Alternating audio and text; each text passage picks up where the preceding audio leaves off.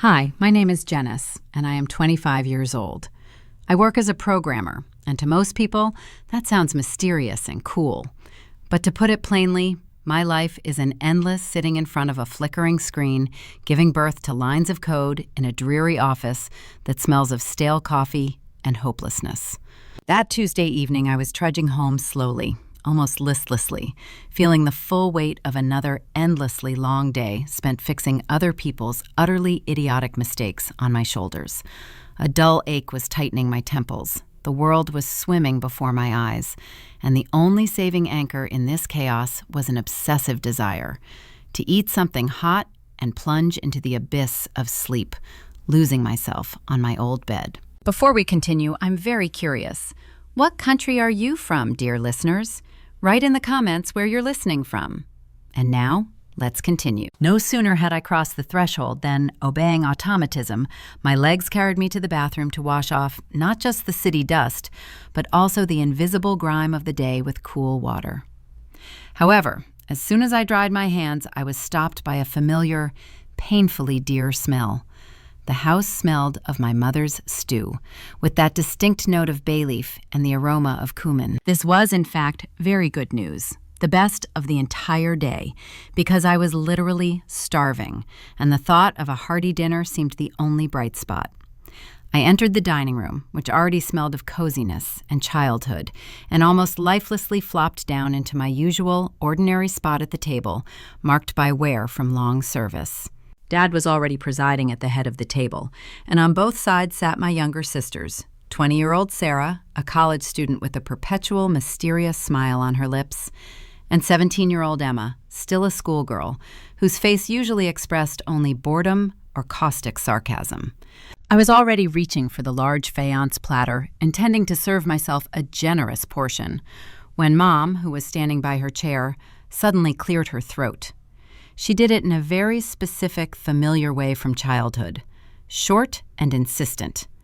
That sound unmistakably meant that something important was about to follow, something that brooked no fuss. She stood there looking over our heads, and her face was frozen in a strange, unnatural calm, as if she were about to announce the weather forecast or read a news bulletin, not have a family conversation. "I have an important announcement that concerns absolutely everyone," she said, in an even, almost metallic voice, devoid of its usual warm tones. And then she added, slowly turning her gaze to me, "Especially you, Janice." Only then, looking around the table, did I notice something truly strange. Dad wasn't touching his food either. He just sat there, his large hands folded on the table, as if waiting for a show to begin. The corners of Sarah's lips were twitching in a restrained, slight smirk, and Emma, biting her lip, was trying not to giggle. It was clear as day. They all knew something I didn't, or at the very least, they were absolutely sure they knew. "What's going on?" I asked, though deep down I already felt an icy heaviness in the pit of my stomach and suspected that something unpleasant was about to happen. Mom's lips curved into a strained, fake smile that didn't reach her eyes at all, which remained cold and empty. "We sold the house today. We're moving out tomorrow." I put on the most shocked face I could muster. My eyes widened to their limit, and the fork I was still holding in my fingers fell onto the plate with a soft wooden clink. "What? When did you decide this? Why didn't anyone tell me?" My questions held only the appearance of protest. "Because we're not taking you with us," Mom stated crisply, still maintaining that soul-chilling, cold smile on her face. Then, as if following a rehearsed script, Dad chimed in, his voice dry and businesslike. "You have exactly 1 month to find a new place to live and move out before the new tenants arrive." I felt a cold knot tighten in my stomach, but I kept up the act, kept pretending that this news was a bolt from the blue for me. "New tenants? Who bought the house?" Mom just shrugged indifferently, as if it were something completely insignificant. "Some company. The details are unknown to me." And that's when Emma, my younger sister, could no longer contain herself. She burst into such loud, hysterical laughter that she even swayed and almost fell off her chair, barely managing to grab the edge of the table. "Soon those new people will come and kick you out onto the street with your stupid computer," she shouted, gasping with laughter. "You'll live under a bridge, like a bum." I instinctively methoed Mom or Dad to tell her off, to order her to stop this disgrace. But they just sat in their places and smiled silently, while both my sisters, Sarah and Emma, laughed at me openly, their eyes full of triumphant contempt. It was like watching a cruel reality show that everyone present had been eagerly anticipating. "This isn't funny," I said quietly, and my own voice betrayed me by trembling, revealing the depth of my despair. Dad leaned back in his chair with a slight noise, his posture expressing complete detachment. "Tears won't help you now, Janice," he said with cold reasonableness. "You should have worked harder to earn at least enough for a rented apartment, instead of counting on a permanent refuge here." I didn't say anything more. I couldn't find any words that could break through this wall of universal indifference. I just sat there, staring at my untouched plate, while they calmly finished their dinner and began discussing their own moving plans, their voices sounding animated and joyful, as if I didn't exist at all. When everyone finally got up from the table, I muttered something incoherent about being tired and slowly trudged upstairs to my room, the only refuge that was soon to cease being mine. As soon as I closed the door behind me, making one last effort to stay calm, I threw myself face down onto the cool blanket and buried my face forcefully into the pillow, pressing into the fabric. It wasn't a surge of despair, but rather the opposite. A colossal effort of will. I was trying so desperately not to laugh out loud that my body was shaking with fine tremors, as if from electric shocks. The slightest sound, a single escaped chuckle, and the carefully constructed illusion would have collapsed in an instant, ruining the entire flawless plan.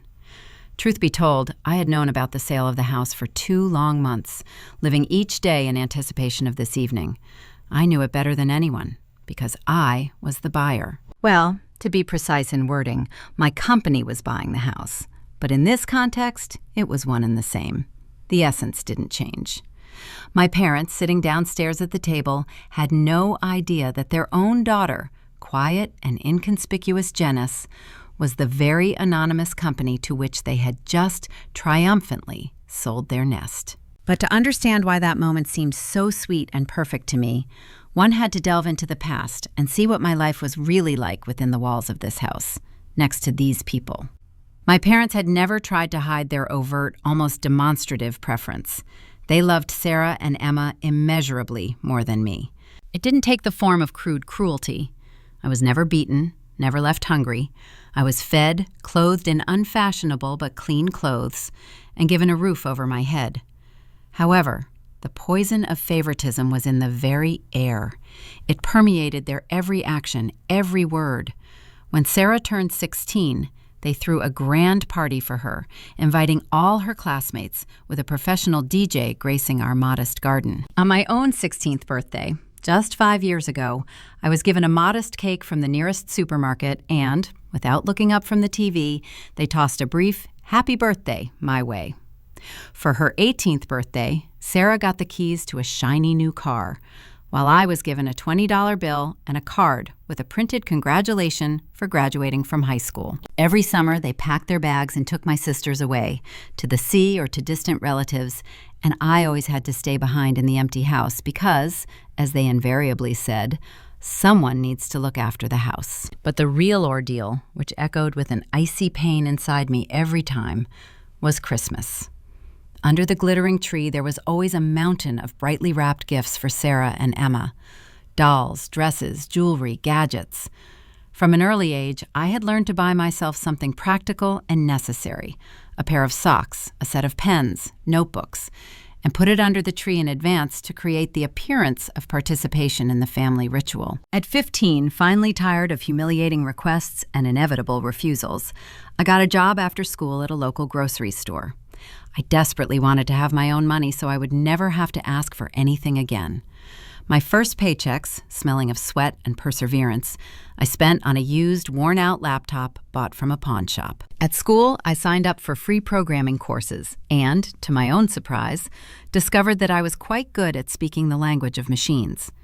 By the time I graduated from high school, I was already so confident in code that I knew for sure this was my path. I applied to several colleges and, to my pride, was accepted everywhere. Expensive private universities offered partial scholarships, but the state university offered a full tuition waiver.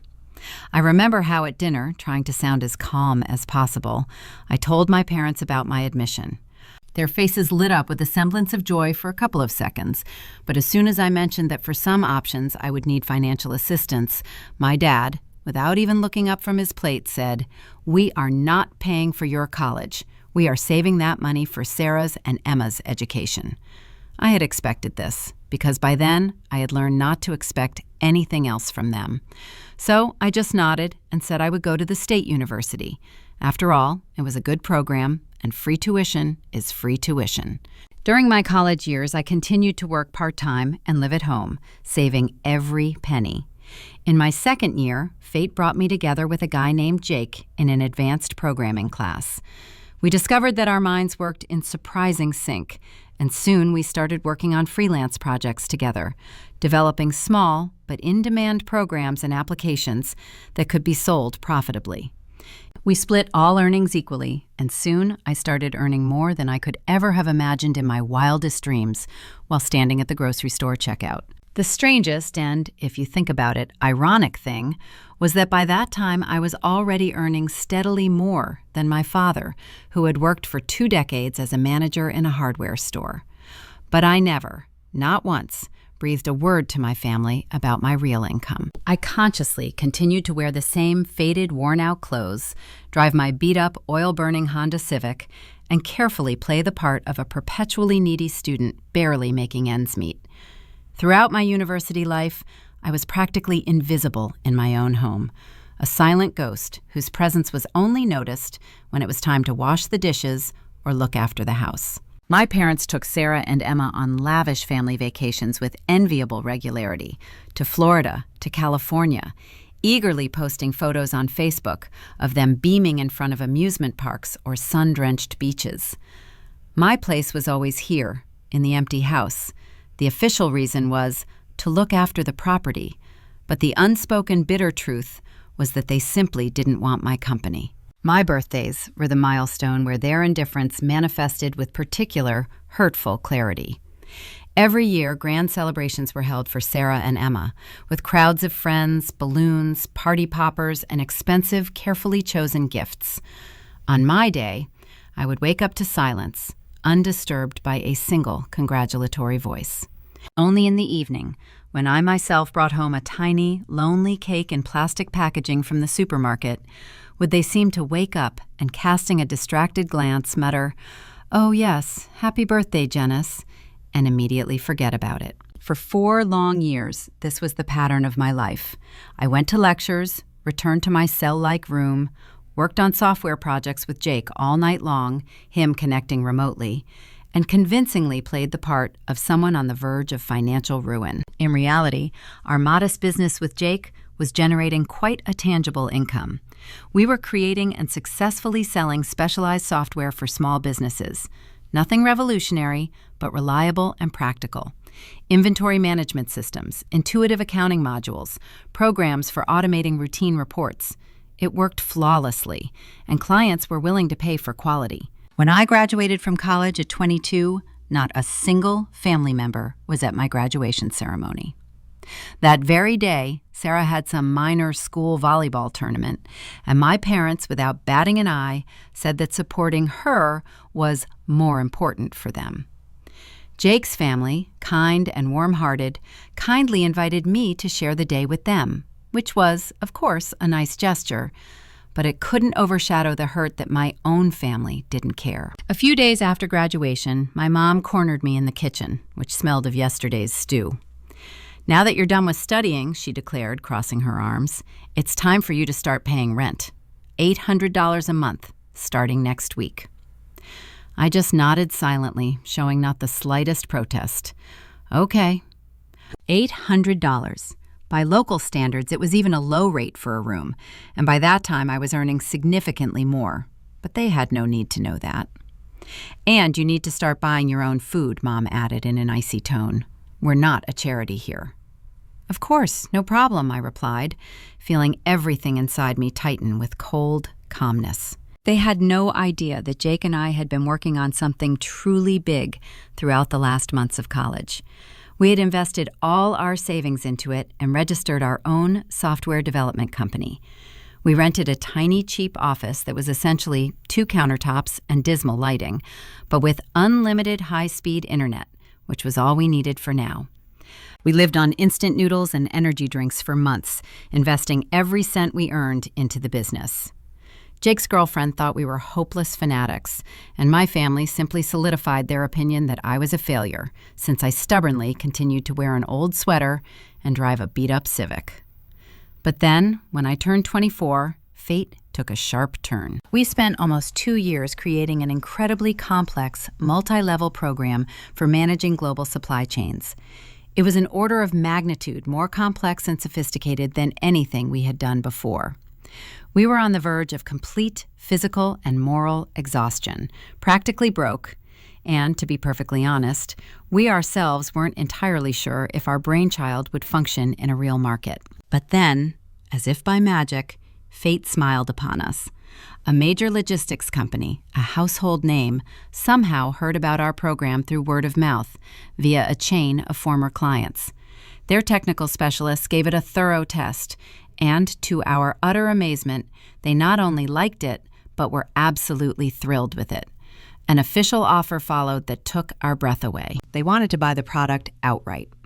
When Jake, pale as a sheet, told me the figure, I thought it was a cruel joke or that he was hallucinating from overwork. $2.3 million, he said, his eyes wide and fixed on the laptop screen where the official letter glowed. "Janice, they are offering us $2,300,000. I made him open that letter and read it out loud 3 times, scrutinizing every character, before something clicked in my brain, and I finally allowed myself to believe it was real. So, in an instant, we went from a ramen noodle existence to being millionaires. Well, to be precise, the sum was split in half, but my share was so fantastical, I couldn't have imagined it in my wildest dreams. The craziest and most unpredictable part began afterwards. Rumors spread through the industry like wildfire that our modest team had created something truly special, a breakthrough. And suddenly, every self-respecting software development company wanted to work with us. Our humble office started receiving a stream of offers for custom, complex projects with fees that exceeded my father's annual salary. By the fateful moment my parents decided to sell the house, I already had over $3 million quietly sitting in my various bank accounts. But outwardly, nothing had changed. I still rattled around in my beat-up Civic, wore the same faded jeans and hoodies, and lived in my childhood bedroom, dutifully paying them $800 a month for this rent. The height of irony, a truly Shakespearean twist, was the way I found out about the house sale. 2 months before that memorable dinner, I had just started thinking about finally moving out and getting my own property, stopping this humiliating role of a perpetual lodger. I was browsing listing sites when my eyes fell on a painfully familiar interior. It was our house. My own parents had put it up for sale, without deigning to tell me a single word, without warning me. The listing had carefully taken photos of every room, including my own den, with my clothes on the bed and my pencil cup on the desk. They were literally trying to sell the house out from under me while I was living, breathing, and sleeping in it. My first reaction was a sharp, physical pain, a blow below the belt. Then, when the initial shock passed, came rage, cold and all-consuming. But then, like a ray of light in a dark kingdom, an idea was born in my mind, so elegant, perfect, and just that I couldn't believe I hadn't thought of it sooner. I immediately called Jake, and stammering with excitement, laid out the whole situation to him. "I'm going to buy it," I declared, "through our company. They'll never know the buyer is me." Jake, on the other end of the line, fell silent for a full minute. "That's either genius," he said slowly, "or completely insane."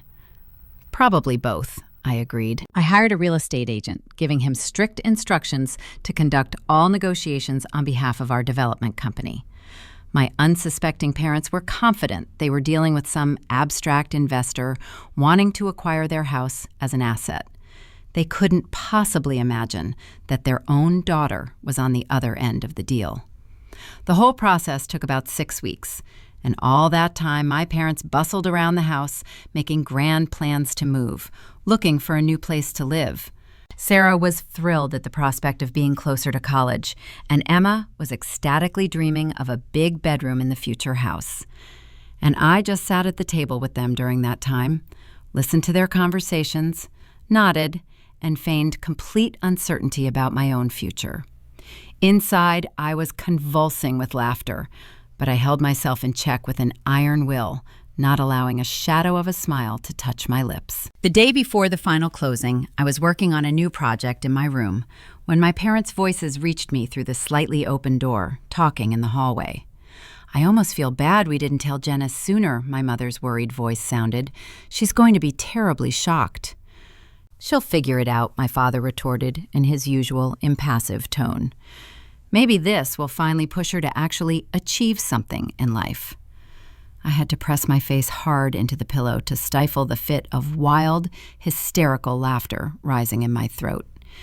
If only they knew that their supposedly useless, worthless daughter would officially become their landlord tomorrow. The next morning, I was awakened by the deafening roar of a truck engine under my window.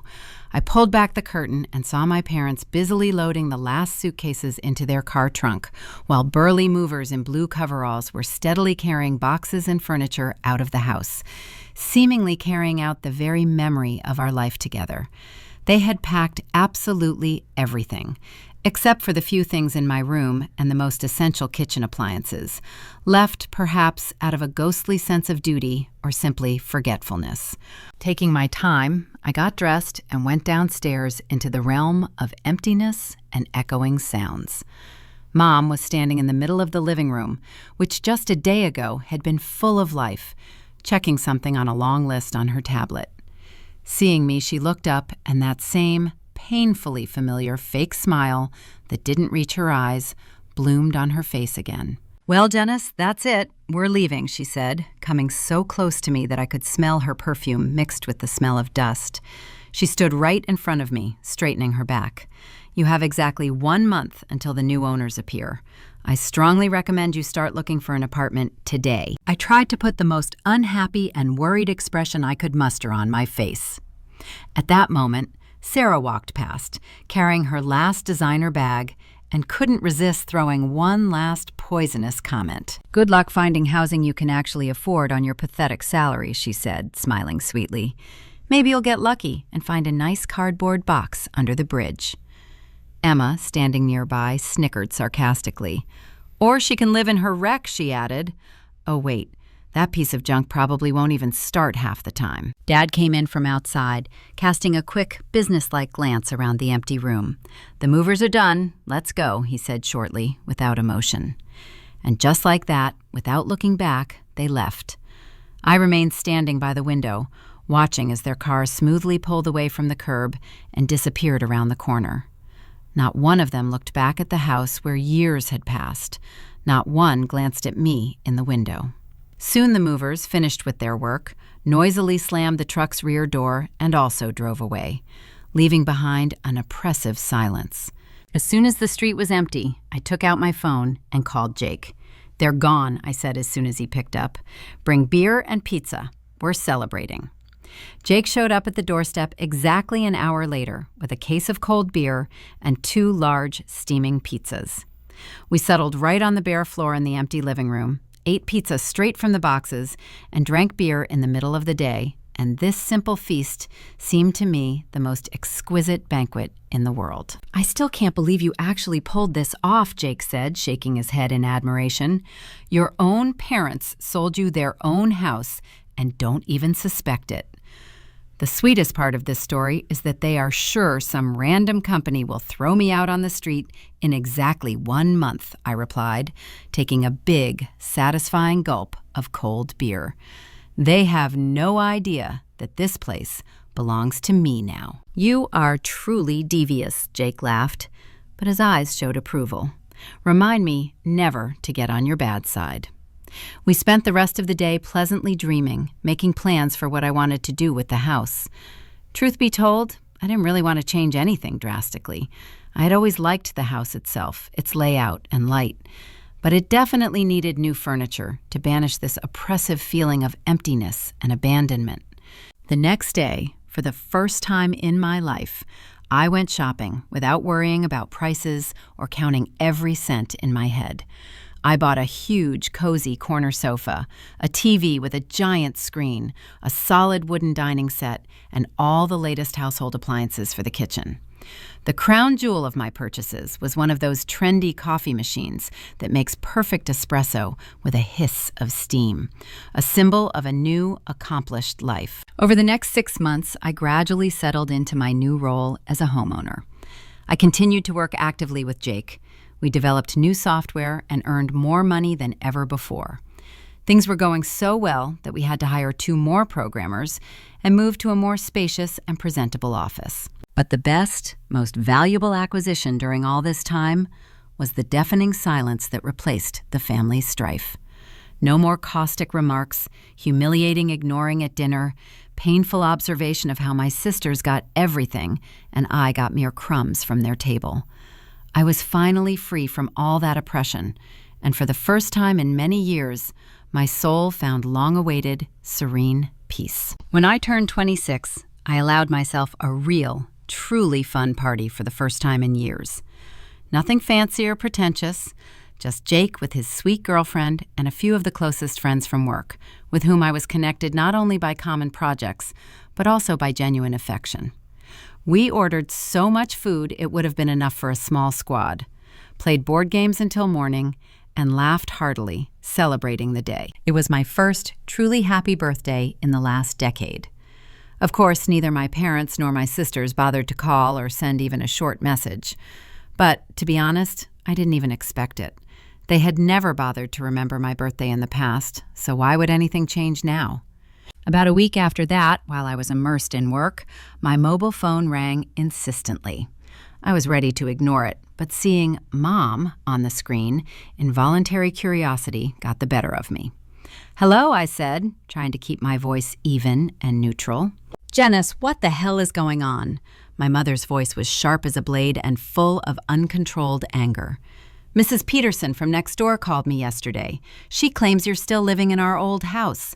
She said she saw new furniture being delivered to you and that your car is still parked on our driveway every night." Mrs. Peterson, that living legend of our neighborhood, the most intrusive and talkative neighbor who spent her days glued to the window, meticulously recording the slightest movements around, had once again lived up to her reputation. I should have foreseen that her phone call to my parents would become inevitable sooner or later. "Ah, yes, that's right," I replied, making a Herculean effort not to laugh right into the receiver. "Yes, I'm still here." "What do you mean you're still there?" her voice shrieked. "What about the new owners? They were supposed to move in months ago." I could no longer hold back the laughter rising in my throat. I laughed, short and clear. "Mom, I am the new owner. My company bought this house. I bought my own house from you." On the other end of the line, there was absolute, tomb-like silence. I could literally hear the gears in her brain struggling to process and digest the information she had just heard. "That's impossible," she finally squeezed out. "You don't have that kind of money. You're just a programmer barely making ends meet." "Actually, I'm a millionaire, Mom. I am the owner of a software development company." Again, a long, heavy pause followed, and then Mom exploded. "Are you kidding me? You let us sell you the house? You let us think you'd become homeless? Why didn't you tell us you had money?" With each new question, her voice became more piercing and hysterical, and I had to move the phone away from my ear. "I didn't tell you because you gave up on me yourself," I answered calmly, almost detachedly. "You sold this house, leaving me in it like old, unwanted furniture you couldn't be bothered with. You made it very clear that I was no longer part of your family. Therefore, I was under no obligation to explain anything to you." You can't just write us off. We are your family. No, not anymore. You made that choice yourselves when you decided I wasn't worthy of being with you. I took a deep breath. I have to get back to work. Don't call me again. I hung up, not giving her a chance to say anything. But I understood perfectly well that this wasn't the end of the story. I knew they would be back. And indeed, that same Saturday morning, I heard a car pull up to my house with the familiar crunch of gravel. I pulled back the edge of the curtain and saw the parental sedan, from which all four emerged, one after another: Dad, Mom, Sarah, and Emma. They approached what was now my, not their, front door in a disorganized group. I opened the door wide, and there they were, all together, standing on my porch, their faces frozen in a mixture of embarrassment, confusion, and awkwardness. It was strange and a bit surreal to see them here, as if they were random guests, not people who had lived within these walls for many years. "Come in," I said, stepping aside and letting them inside. They entered the living room, and I couldn't help but notice how their faces instantly transformed when they saw the new furnishings: the luxurious corner sofa, the massive TV on the wall, the expensive coffee table. Every detail screamed of prosperity and impeccable taste. Emma's jaw literally dropped, and Sarah looked at all this splendor with an expression as if she couldn't believe her own eyes, sweeping them across the spacious, tastefully furnished living room. "Jesus Christ," Dad muttered under his breath, his gaze glued to the massive TV with its cinematic screen. That thing must have cost a fortune. Mom, meanwhile, was slowly rotating her head, absorbing every detail, and her face was frozen in the expression of someone desperately trying to solve the most complex puzzle, all the pieces of which refused to fit into the familiar picture. "Janice," she began, and her voice sounded unnaturally quiet. "Explain this to me. Explain everything. Where exactly did you get the money for all this?" She made a wide gesture encompassing the sofa, the tech, and the very fact of owning the house. "And for buying the house itself." I just shrugged calmly and with demonstrative nonchalance, sank into the soft leather of my new sofa, feeling its comfort as a physical confirmation of my rightness. "I already told you on the phone. I am the owner of a software development company, and I've been earning very good money for quite some time now." "How much exactly?" Sarah blurted out, her gaze full of greedy curiosity, finally tearing away from the TV and fixing on me. "Enough," I parried, enjoying the moment. But, seeing their tense faces, I added with a slight smile, "To be precise, my net worth currently exceeds $3 million. The effect was instantaneous and devastating. All four of them paled as if all the blood had been drained from them at once. Mom instinctively grabbed the back of the nearest armchair to keep her balance, and my father's face became as white as freshly fallen snow. "$3 million?" Mom whispered, and her voice held not so much admiration as horror at her own mistake. "That's impossible." "Quite possible," I objected, maintaining a calm, almost lazy intonation. "Jake and I founded the company back in college. We sold our first major program for over $2 million, and since then the business has only grown and developed." Emma, who had been silent until then, suddenly exploded, her voice becoming shrill and demanding. "If you have so much money, you simply have to help us. I urgently need a new phone. Mom doesn't want to buy it. And I want a car, a real one, not an old wreck." "Emma, calm down," Dad tried to reason with her, but his voice sounded unconvincing, without the usual paternal firmness. He was looking at me with a completely new, unfamiliar expression. In his eyes was something between shock, respect, and fear, as if he were seeing not his inconspicuous daughter for the first time in his life, but a powerful and influential stranger. Mom, finally gathering her thoughts, found her voice. "Janice," she said, and her tone took on notes of business necessity. "We need to have a serious talk. Lately, we've encountered some financial difficulties. The new house turned out to be much more expensive than we anticipated, and next month, Sarah's tuition payment is due. We simply don't have enough funds to cover all these expenses." She paused, clearly expecting me to immediately offer my help. But, getting nothing but my silent gaze, she continued, "We need you to lend us some money. It's the right thing to do.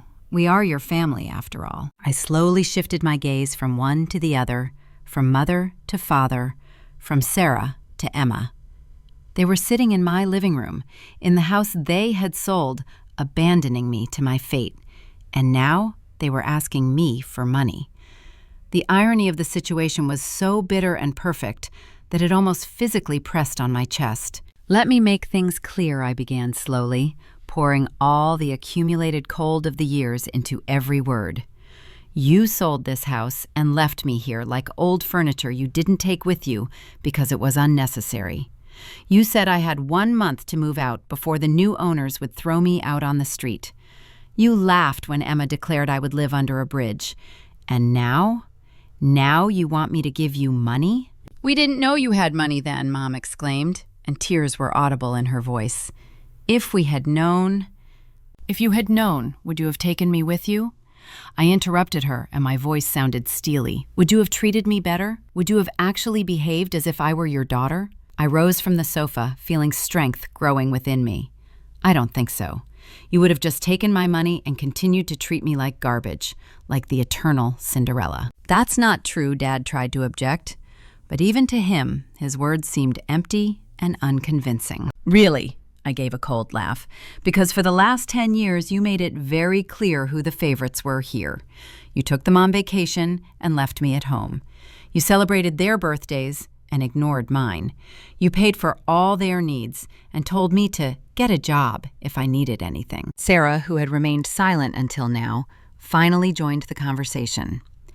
"We didn't mean it like that," she muttered, looking at the floor. I laughed, short and joyless. "Oh, yes, you did. And you know what? It doesn't matter anymore. Because when you left me here alone, you made the final choice yourselves. You made it clear that I am not part of this family, which means I don't owe you a single thing." My mother's eyes filled with tears that seemed as fake as her recent concern. "Janice, please," she sobbed, stretching her hands out to me in a silent plea. "We made mistakes, I admit, but we are still your family. We love you. We can fix everything." But I remained adamant, and my voice sounded cold and detached, as if I were speaking to strangers. "Your tears mean nothing to me, Mom. You should have thought about our relationship much earlier, before you and Dad decided I wasn't worth taking with you, like unwanted baggage." With these words, I resolutely walked to the massive front door, feeling the coolness of the varnished wood under my fingers, and swung it wide open, letting in a stream of fresh evening air and making it clear that the conversation was over. "I think it's time for you to leave," I said, looking somewhere into the space behind them. "Wait, Janice." My father suddenly rose from the armchair, and for the first time, his voice held notes of something remotely resembling remorse. "We can fix everything. We can finally become a real family. Everything will be different, I promise." "No," I shook my head, feeling the long, familiar cold harden in my chest. "We can't. You had 25 long years to be a real family to me, but you consciously and consistently chose not to be. And now, when you found out about my money, you suddenly realized your mistake? No, Dad, it really is too late now." One by one, silently and with bowed heads, they left my house. First Sarah, burning with shame and anger. Then Emma, muttering something under her breath about injustice. And my father, whose back suddenly hunched under the weight of understanding. Mom left last, and crossing the threshold, turned to me, and in her eyes was not a plea anymore, but rather a threat. "This isn't over, Janice. We won't let you go so easily.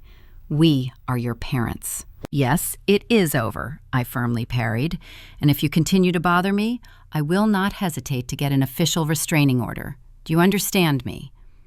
Without waiting for an answer, I closed the heavy door with a sense of finality and turned the key, which clicked in the silence like a verdict. Over the next few weeks, my nerves were under a real siege. They constantly called and bombarded me with messages, mixing repentance and demands. My father left verbose voicemails, elaborately apologizing and assuring me that they wholeheartedly wanted to fix everything and start from scratch. Sarah sent long, emotional texts about how much she missed her sister and how she dreamed of us being close again, like in childhood. And Emma, unburdened by excessive reflection, continued with enviable regularity to demand money for a new phone, clothes, and other whims. I stoically ignored it all, not giving in to either persuasion or blackmail, and in the end, they showed up on my doorstep again. But this time, I didn't even deem it necessary to open the door, simply informing them through the intercom that if they didn't leave my property immediately, I would call the police and proceed with obtaining a restraining order. Only then did they finally understand that the game was lost and left me in long-awaited peace. 6 months have passed since then, and I have finally started living exactly as I always dreamed, freely, calmly, and in complete harmony with myself. Jake and I have taken our business to a whole new level, and it now brings us incomes we couldn't have dreamed of in our hungry student years. I bought myself an elegant, powerful car, allowed myself the luxury of taking an unforgettable trip across Europe, and am now looking for a cozy house by the sea for future vacations. Recently, my Aunt Linda, my mother's sister, who always acted as a peacemaker in our family, visited me. "Janice, my dear," she said over a cup of aromatic coffee, "I understand your resentment, but maybe you should still consider forgiving your parents. They have realized their mistakes. They really want to fix everything and get you back." I just shook my head, looking into her kind, worried eyes. "Aunt Linda, I don't want to see them anymore. I am done with that chapter of my life." "But they are your family, honey. Blood is thicker than water," she persisted. "No," I answered firmly. "They ceased to be my family the moment they decided I wasn't worthy of being with them, that my place was on the sidelines of their lives." Aunt Linda sighed sadly, but, seeing my inflexibility, didn't insist further. And before leaving, she hugged me tightly and whispered, "I understand why you feel that way.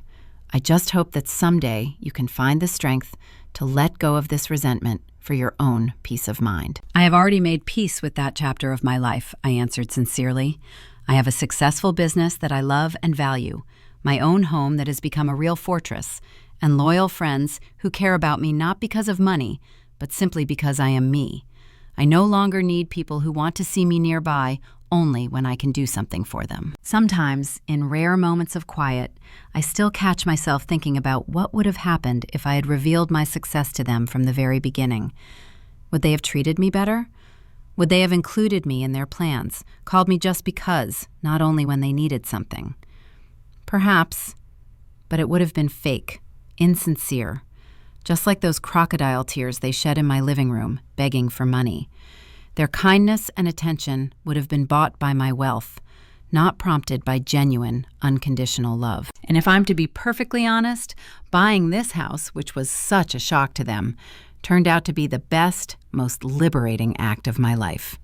And not only because I now have a wonderful place to live, furnished to my taste, but also because this deal showed me with cynical clarity who my real family actually is.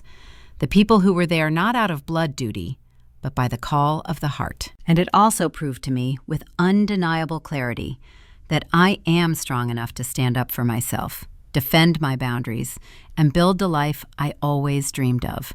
A life where I am valued, respected, and loved, not for a bank balance, but simply for who I am.